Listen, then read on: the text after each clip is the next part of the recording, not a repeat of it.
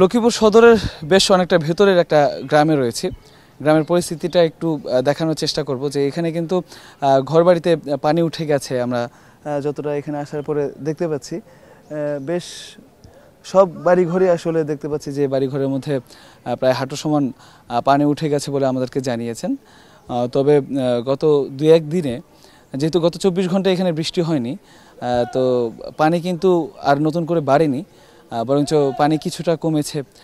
1-2-3 ইঞ্চির মতো পানি কমেছে বলে তারা আমাদেরকে জানিয়েছেন। স্থানীয় যারা আছেন তারা যেটা বলেছেন, এখন সবচাইতে বড় চ্যালেঞ্জ হচ্ছে যতদিন এই দুর্ভোগ কেটে না যায় পুরোপুরিভাবে, ততদিন খাদ্যের যে ব্যবস্থাটা সেটা করা এবং পানি নামার সাথে সাথে কিন্তু পানিবাহিত রোগ দেখা দিচ্ছে।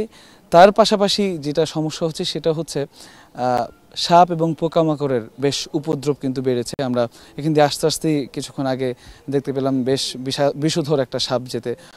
স্বভাবত বিষধর সাপ কিন্তু পানিতে থাকে কম, তবে এই চারিদিকে পানি হওয়ার কারণে সেগুলো কিন্তু আমরা পানিতে দেখতে পাচ্ছি। এবং যেই বাড়িঘরগুলো একটু তুলনামূলক উঁচু, সেগুলো ছাড়া প্রায় সব বাড়িঘরেই কিন্তু মোটামুটি পানি উঠেছে বলে আমরা দেখেছি। এবং এখানকার মানুষ যারা অবস্থান করছেন এখানে, আমি যে এলাকাটায় রয়েছি সেখানকার মানুষ এখনও পর্যন্ত বাড়িতে অবস্থান করতে পারছে, কারণ কিছুটা পানি নেমেছে।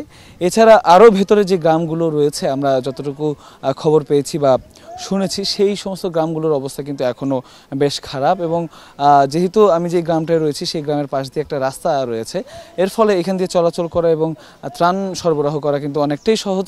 কিন্তু ভেতরের গ্রামগুলোতে ত্রাণ সরবরাহ করা কঠিন হয়ে পড়েছে। এর ফলে যেটা হয়েছে যে তারা অনেকেই কিন্তু অর্ধাহারে অনাহারে রয়েছে। তো তাদের কাছে দ্রুত ত্রাণ পৌঁছাতে পারলে আসলে ব্যাপারটা তাদের জন্য অনেক উপকার হয়। দেখতে পাচ্ছেন যে এখানে ঘরের যে রান্নাঘর সেটা তলিয়ে যাওয়ার কারণে কিন্তু মানুষ বিকল্প হিসেবে বারান্দায় বা সিঁড়ির পাশে রান্নাবান্না করছেন এবং এইভাবেই কিন্তু এদের দিন কাটছে বলে আমরা তাদের কাছ থেকে জানতে পেরেছি।